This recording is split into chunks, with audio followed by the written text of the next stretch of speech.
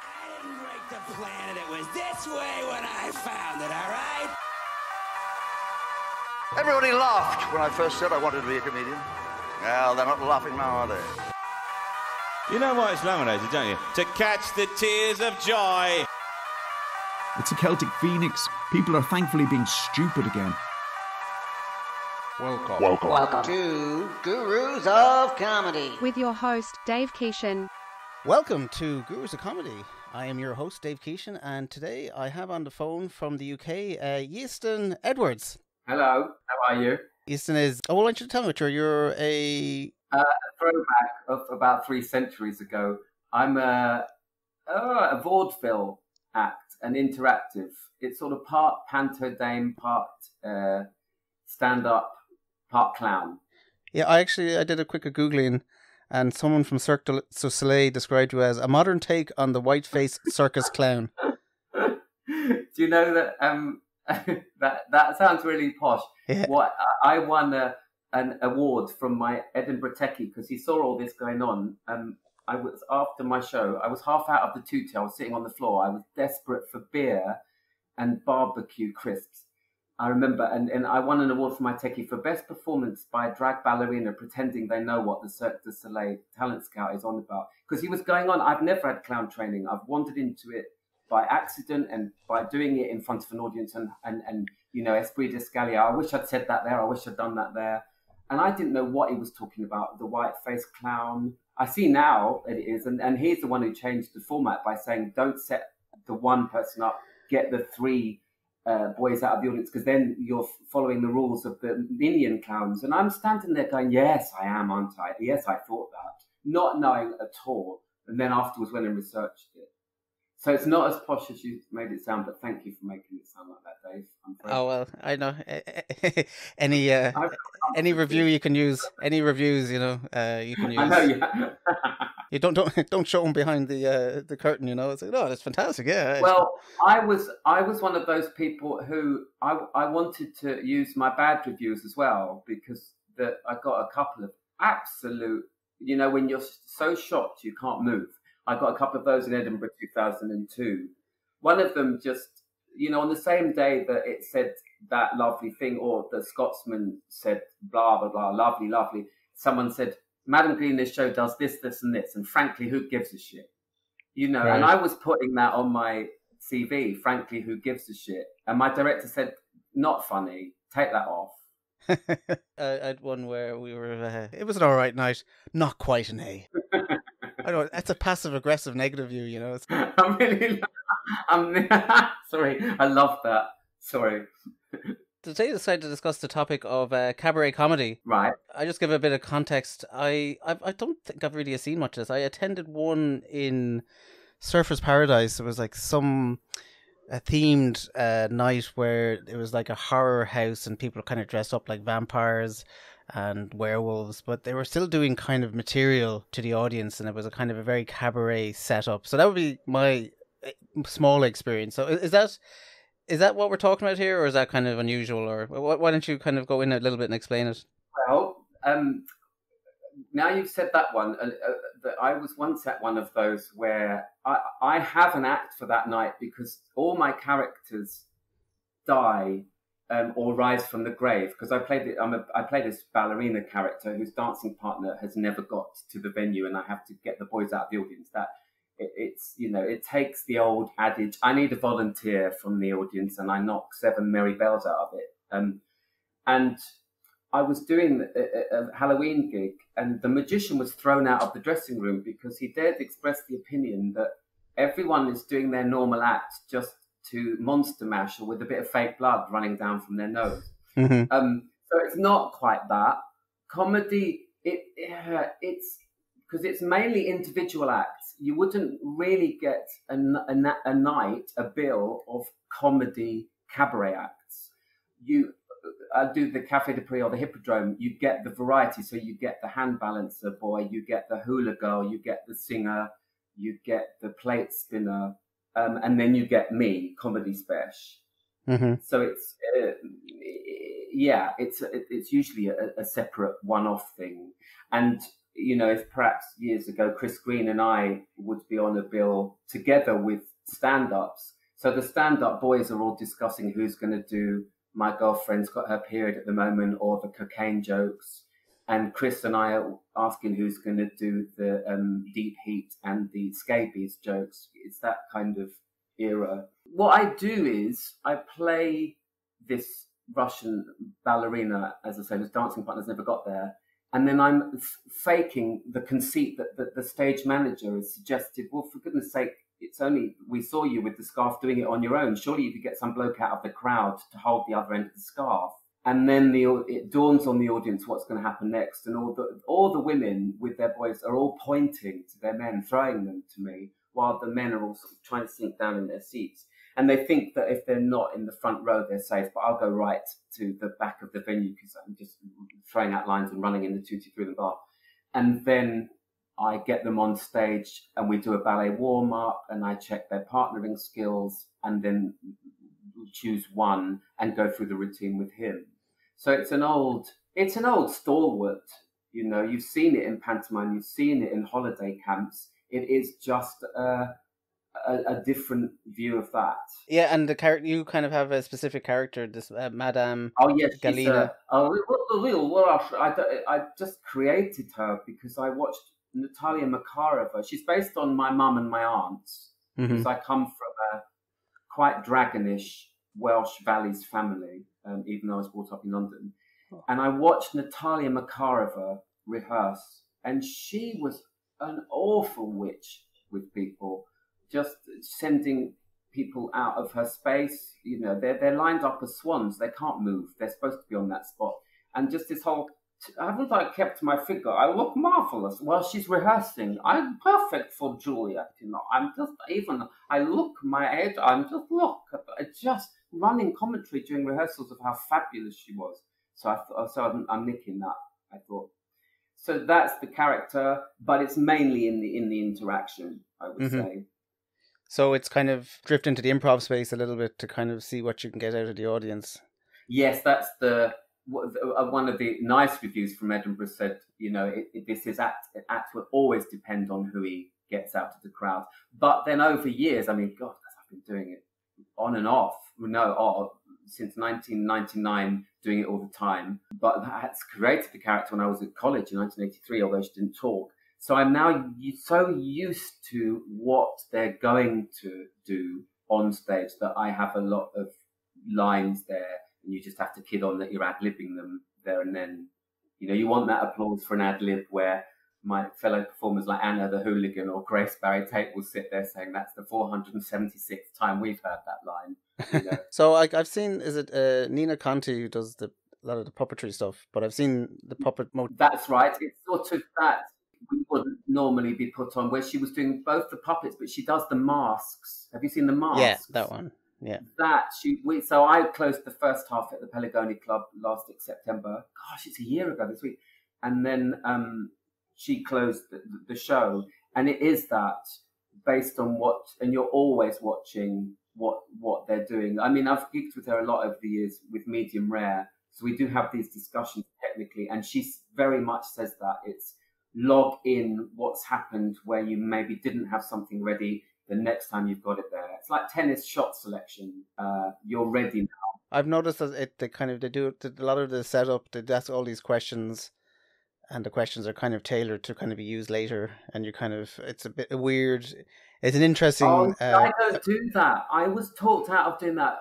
I also talking of the Palazzo in Germany. We had Timo Vopp over hosting, and he said to me, "I hate the way British comedians do that. Ask the questions to get the funny material out of the person."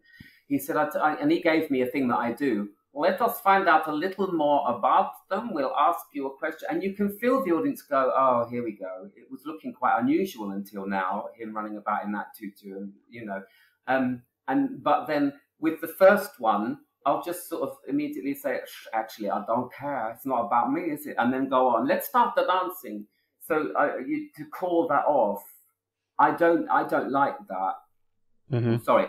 People can do what they like, except that Timo did have a point, and he gave me that. He said, just put a finger over your lips and your other forefinger to their lips and say, shh, I don't care. And that gets the laugh and we carry on. Sorry, I don't want to denigrate what you're saying because I'm sure it's a technique that works. And I don't mean you mustn't do it, please, Dave Keeshan. I want you to do that if you want to. No, I do kind of find the technique interesting. Okay. One of the ones I find very curious who does it is Danny Boy. Yes, no, I like him a lot. But he does this material where he acts like he doesn't know the answer and throws it to the audience. And yes. And it does it so naturally, you actually seriously think he doesn't know the answer. And then you go back and you see him do it a second time and you kind of go, oh, okay, that's the act, you know. That's, and that's why he's so good at it. But it just was a bit jarring. He's been around for years. Yeah. He was in Edinburgh before I was. So he was in Edinburgh sort of late 90s, his sort of first one. So that's, you know, it is that experience of thousands of gigs he's had by now. Oh, I'd say he's massive in Australia. I think he tried America, and he's a Scottish person of Indian. He looks kind of half Indian, and he says Americans couldn't figure him out, as it's just they couldn't put him in a box. You know, it's like, no, are you Scottish or are you Indian? You're both. You're neither. And he just couldn't. But like, he is massive in Australia and New Zealand because they're not quite as caught up on that. You know, it was very. No. Americans I think in the past 10 years, about 10 years ago when I started doing comedy, I traveled through America, and you would very rarely see anything outside the white Anglo-Saxon Protestant look, you know. You know, but now in the past 10 years, they've kind of brought in the Asian look and style, and they're talking about their experiences, and pretty much everybody kind of is getting on now, and it's much more diverse. Good. So it should be. Well, I think so. I think it makes for a different, you know, there's only so many middle-class white guys can go up talking about, you know, Star Trek. Aren't there just? Which is basically my act is destroyed. You are talking yourself out of work this morning, basically. Yeah, there you go. So, as an act, like, how much are you physically tied to a club, or does it kind of travel well? Not at all. I have one of the widest ranges of things. I was totting them up so around the time of the Pelagoni Club, I did Café de Paris. I did another gig, not saying anything more salacious than the word bum, for the non-elective Dean of Bocking. I did his flower festival for the second time in his church, St. Peter's. WI, Late Night Club.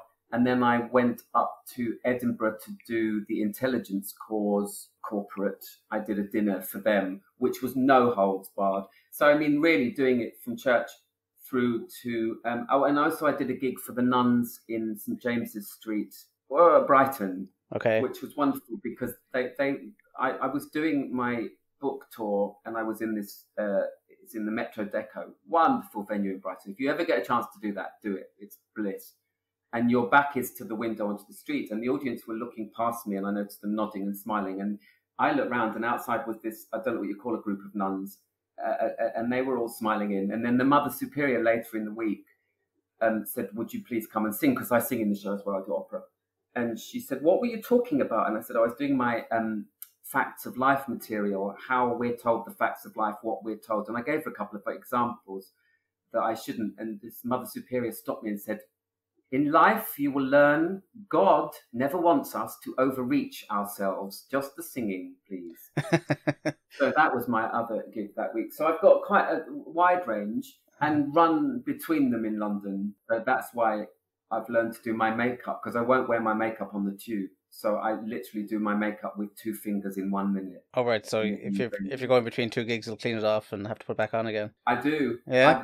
I don't like it for some reason. I never like going out in costume or makeup if I can help it. I had to do one where the Hippodrome hadn't confirmed me and thought they had, and I was doing Café de Paris, and I said, okay, I'll do it. And I had 5 minutes to get off stage at the Café de Paris and run down Leicester Square. This was in July.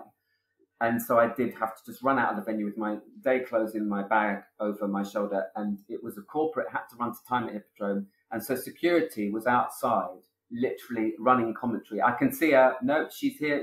Oh, she's just stopping for some Danish tourists. I know they're Danish because they've got the map of Denmark on their bag. Thank you for asking. Oh, she might go into Haagen-Dazs. No, she's not. She's running past. She's running. Oh, let me tell you something interesting about Madame Galina's bag. It's prison issue. All right. So, I mean, because I bought it in Blackpool. So they're there. Then the security are deciding what I'd been inside for, and one of them decided it must be for tax fraud because, you know, we're always being caught, as you know, performers for tax evasion. Indeed, yeah. But the head of security said, no, I watched him with those Chinese diplomats when they upset him. I think he was in for ABH. So that's my story of running between in my makeup. But otherwise, I don't tend to do it. Well, that's interesting. Like, how much does the character exist on stage? Because I find some people, they can be very nervous off stage, and you're going, who the hell is this person? And then they walk on stage, and it's like they're completely centered, and it's like they own the room. Yeah, and then I'm that. And they'll kill the room, absolutely own it, and then they'll walk off, and it'll be this nervous bag of mess, and you're going to go, what the hell is that? I'm giggly and quite quiet, and I need to sort of. I get zoned hearing my music, and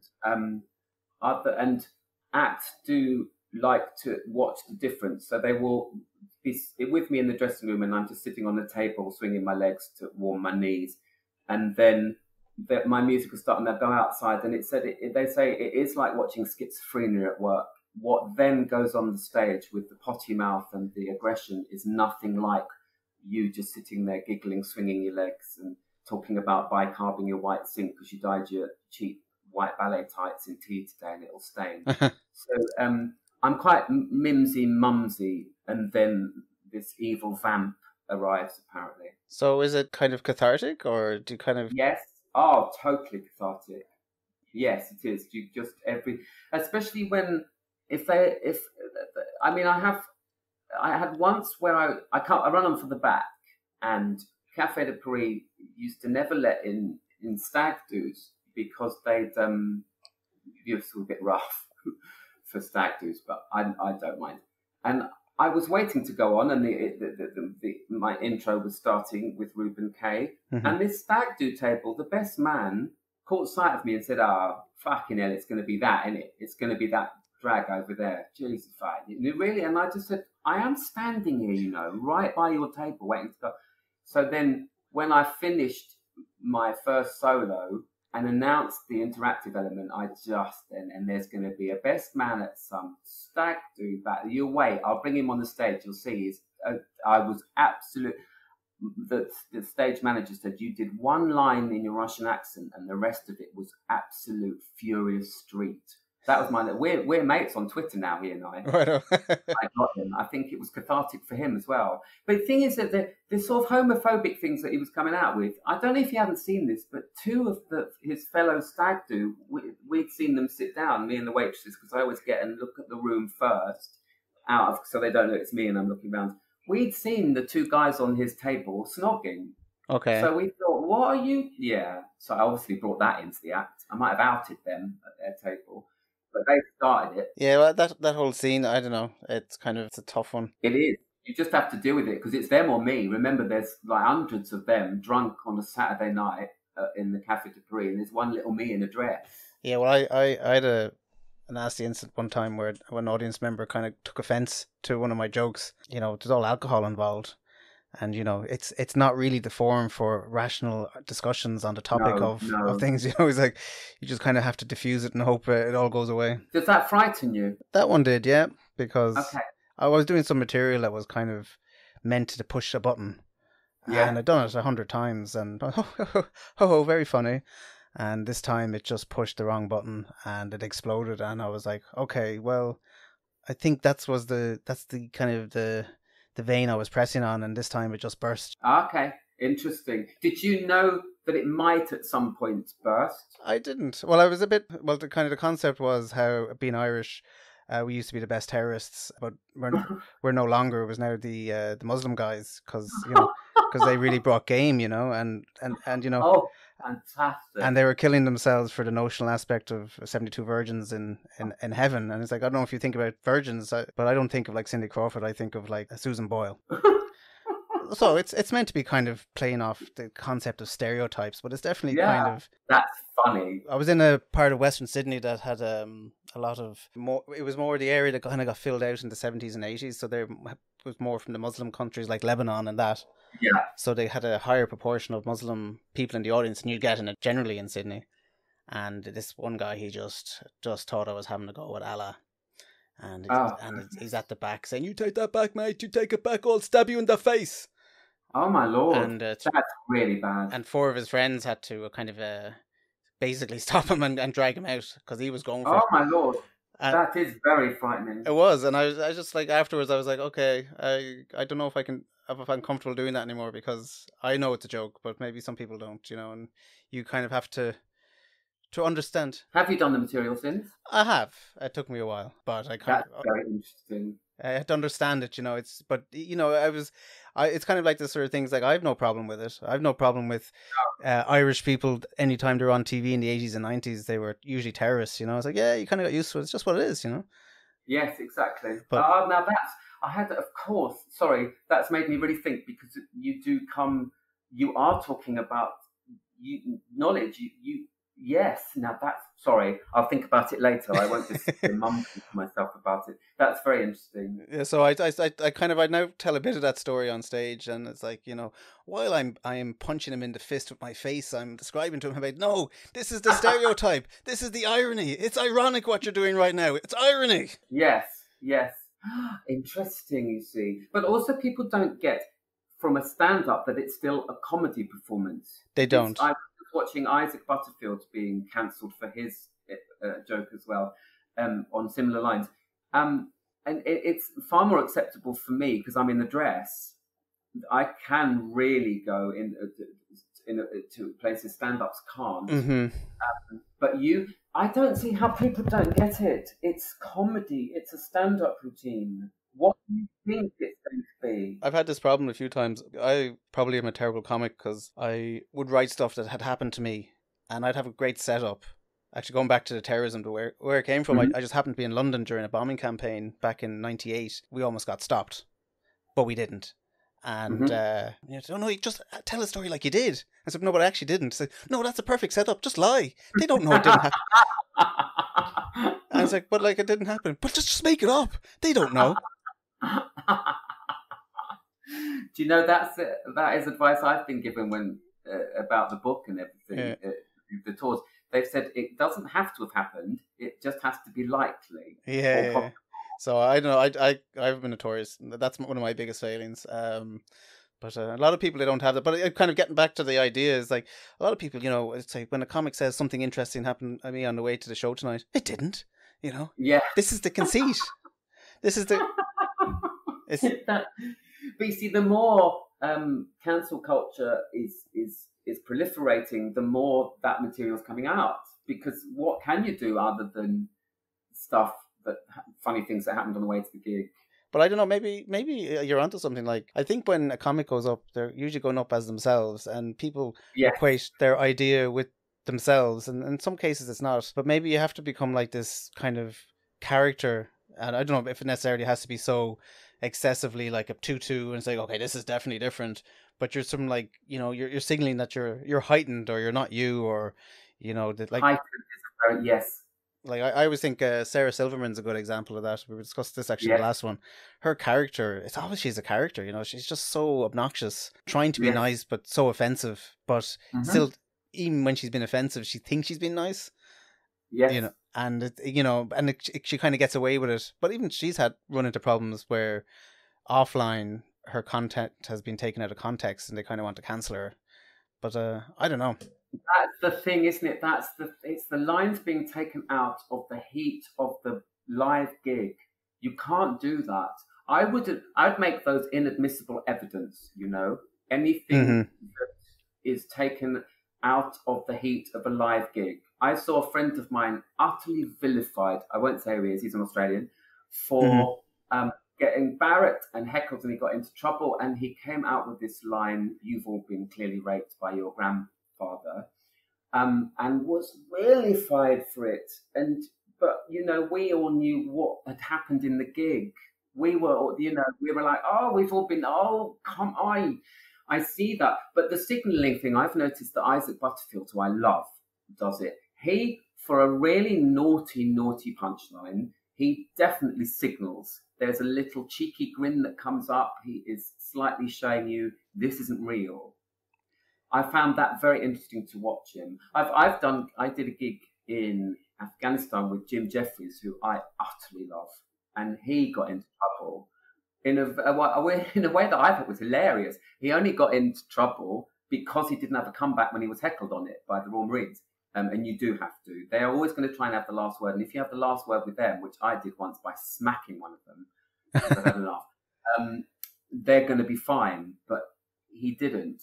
But see, he got smacked on stage, didn't he? You've probably seen that. I haven't actually seen that, no.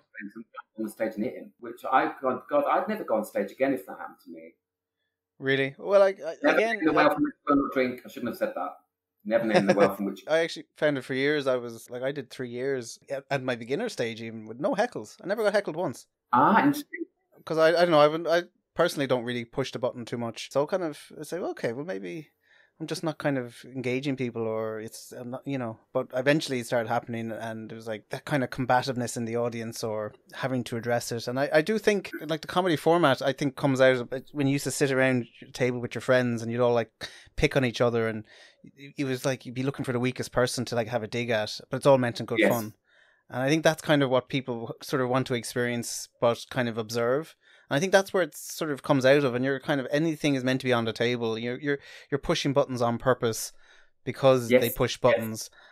But now with like woke culture and cancel culture, it's like they are definitely completely at odds with each other. It's like this and that can't go together, No, they can't. People, there's no debate. It's all hate at the moment. And talking of that, you just said is when you have to, with heckling, I got notes on dealing with hecklers from Andre Vincent, who is another glorious stand-up in Edinburgh years ago. Gosh, 20 years ago, oh my Lord, 20 years ago. And he said, you go for the jugular too quickly to close it down. You must acknowledge that they've heckled you the first time. Then if they come back with, there or later, you go back. And if you need to, you close it down then. And then if it's another time and it's really right, then there's you jugular. He said, you're almost pre-jugular. You're shouting at them first. Don't do that. Wait for it a bit. Mm-hmm. Sorry, that was going back non sequitur. It's something you're right. Be a bit gentle with them. Have paid to get in. No, I'm like, it's the rule book you kind of are never given. You just kind of have to figure it out the hard way. I'm beginning to think we might find there's weird comedies a lot of comedy clubs are closed now, and some of them are not coming back. But there's going to be a big thing about woke culture and what people can say, and I'm just kind of wondering if there's a future, like you nearly will have like two sets of clubs. One where there's like woke safe, and then there's this, you enter this venue, viewer discretion is advised. There could be stuff that could trigger you, and you'll kind of nearly have to sort of say, well, in these walls, that's what happens. That's very interesting. I like that idea.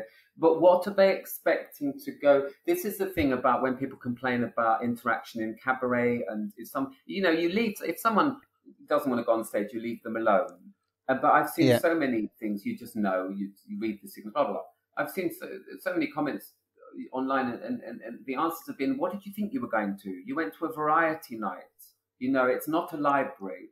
There is going to be that kind of thing. Now, that's a very interesting thing. You might have to do that, a kind of health warning, you mean, about that you might be offended. Yeah. Otherwise, people are going to get too sensitive to... and also, I'm in sort of two minds about this. I've read something recently that Salman Rushdie, the fatwa put on Salman Rushdie. Back in the 1980s. John le Carre, who I revere as a writer, John le Carre is a wonderful writer. He actually said, what did Rushdie expect? You cannot insult a religion and get away with it with impunity. He thought, now... But can't you? It's all up for, but it is up for discussion. It's not up for someone on one side saying something and someone on the other side saying something and never to enter a meeting. But one has the power to close the night down or to end someone's career. Well, I think like the Salman Rushdie is an interesting problem of globalization. Like I've seen, let's say, the Black Lives Matter thing, which is very important, but it's a very American thing because of their history. Now it started in the UK. But I think it's also important in the UK, but it's a different beast because there was like a lot of black culture there too. But something like Ireland, we just don't have a history of having black people coming to our country until about maybe 15, 20 years ago. And while there's problems here, it's a different beast again. But, you know, the Americans are very much trying to put their problem across the world. So if you were saying something that is not necessarily offensive in your country because it's not being a thing in your country, they will have offense to it. It's like, but that's not a problem in our country, if that makes sense. Sure. And you're kind of nearly having to shoot every statement through. Like there was I discussed this. There was an ad on in Australia for KFC. And there was a comic who kind of was this. He was meant to be like Joe the Australian. He was meant to be this generic Australian, you know, white Australian, right, mate. And every time, like cricket is huge in Australia, probably in the UK as well, and not in Ireland. So that was kind of why it was such a like looking at it from the outside. Every time Australia played someone in the cricket, they would have this ad where they kind of had a wry dig at the country. And it turns out there was one when they were playing the West Indies. And in it, the West Indies were he was sitting in a group of West Indians cheering, and they're just a bit boisterous. And he just gives them like a bucket of KFC. And that's the ad. But the ad got to America and say there's like this big thing about black culture and they're obsessing with fried chicken. This is offensive and racist. And it's like, oh, but like this is an Australian ad with no Americans in it, you know? Yeah, exactly. But because KFC was an international brand, they had to pull the ad.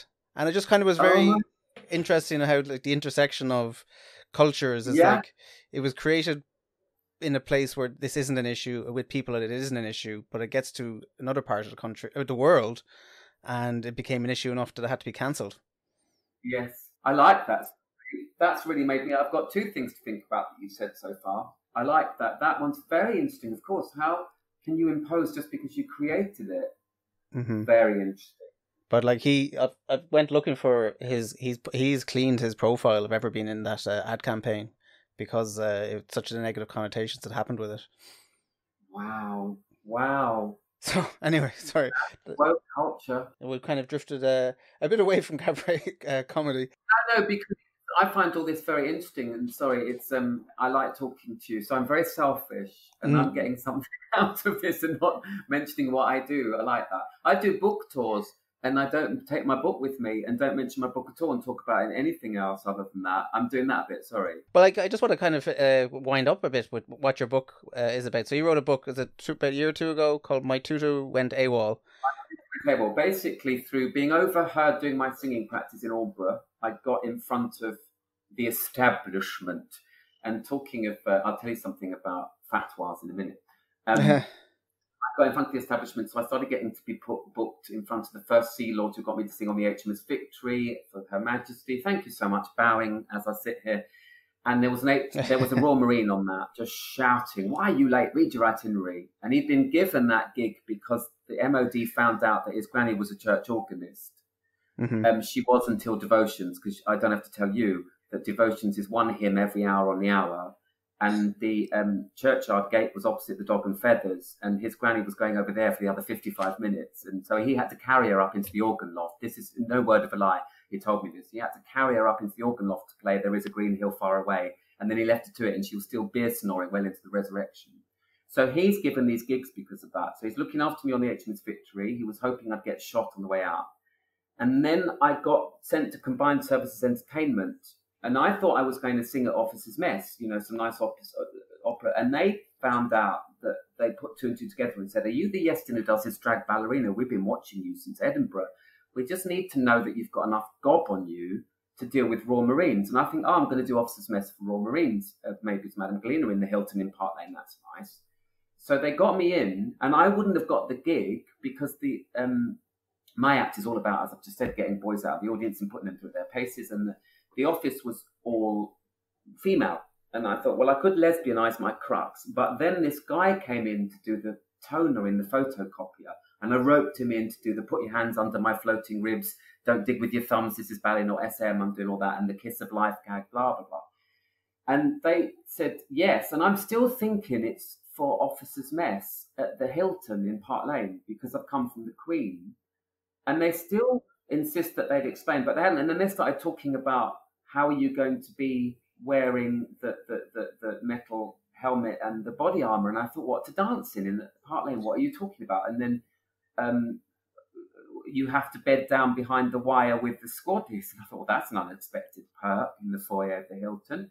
And then how are you going to be with the and I realised I'd signed to go to Iraq to do drag ballerina act because they wanted an experiment. They wanted one that was fluffy enough and one who had enough gob on me, which they realised I now had, dealing with this guy with the photocopier. Apparently he's still on beta blockers. And I thought, gosh, this is my ultimate audience. And I had no money, and there was money involved. So I went to Iraq. And of course, I don't have to tell you this, you'll have guessed, the same Marine, Stacks, off the HMS Victory, 6'2", baby face, blue of eye, Rocky of Outcrop, was looking after that tour. And the first thing he saw, and you get there, no colour in your life, you've flown on a military plane, I was wearing my body armour and my metal helmet, and they've switched the lights off. I'm sorry, I'm getting panicked just remembering it. They switched the lights off in the plane because we've got over Iraq airspace. I'd literally done a gig the night before in a village hall, you know, for the harvest supper.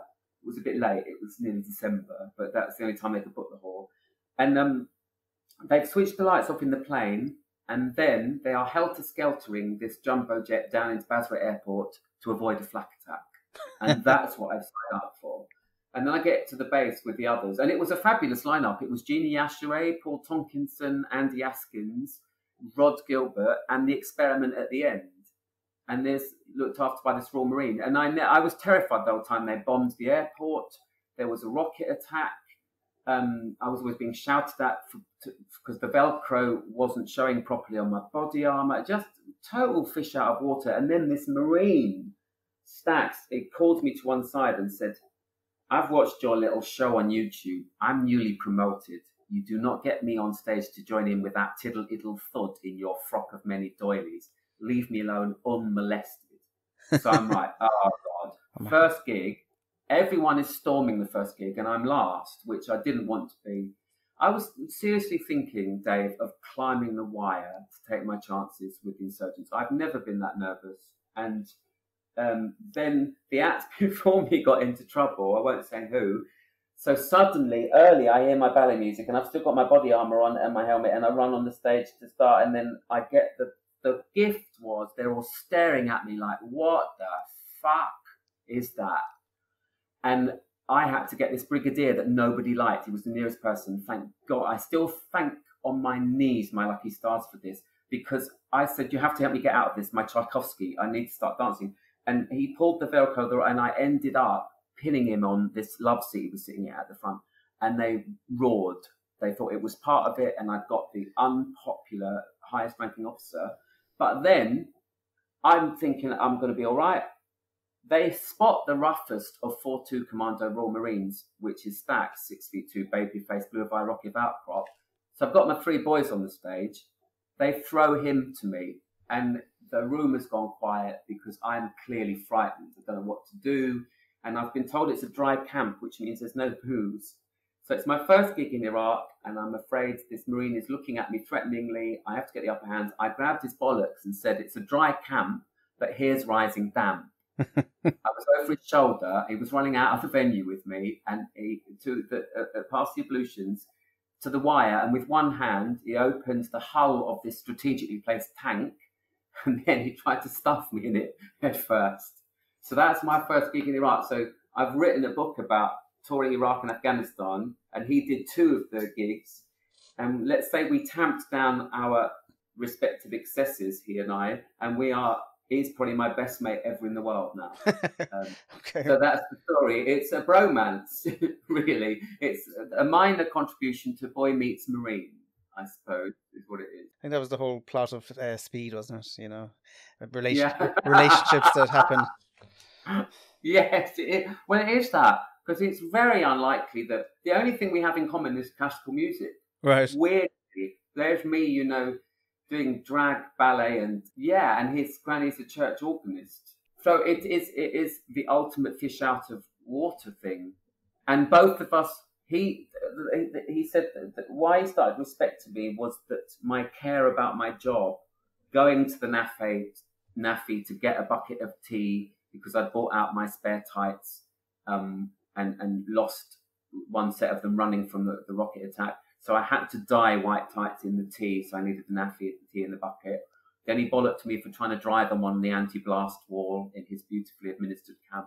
So it's that. And the first time we ever laughed was when, talking of bicarb, there's something similar to bicarb in ammunition.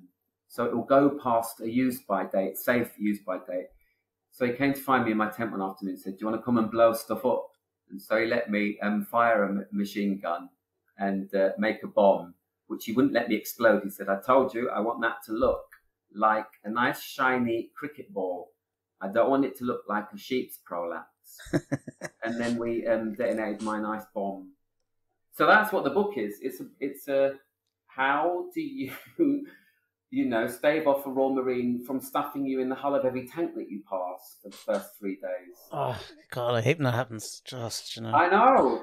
So why? Especially because you can't. It would have squashed my tutu. That's my main worry about my costumes. Thank you for coming on today. Where can people find you on the intertube webs, nets? I've got my Iestyn Edwards YouTube channel. I've got the book is about 99p at the moment, my Tutu went AWOL, but there's also, you might like this, an Audible version, which I did myself and added extras and sing the songs as they come on it. So you can get that. Audible. And hopefully my career will start again. Well, there's you today. I'm doing a music video on Monday. And then the WI have started to say we can start again with those. So you're getting back gigging again and comedy opens up again? Just about, because I did the Christmas season for Rob the Bank, the festival guy. I did his Christmas pop-up circus, which was fantastic fun. And then I took time out anyway to write the second book. And then COVID happened around it. So it's like I planned for it. But, I'm hoping nice. No, nothing suspicious there. Just sort of perfectly timed. Yeah, I started it. God. My name is Dave Keeshan, and this podcast is Gurus of Comedy, and you can find us anywhere you can find a podcast, and if you could leave us a review somewhere, that would be fantastic. And we will be back again very soon. Goodbye.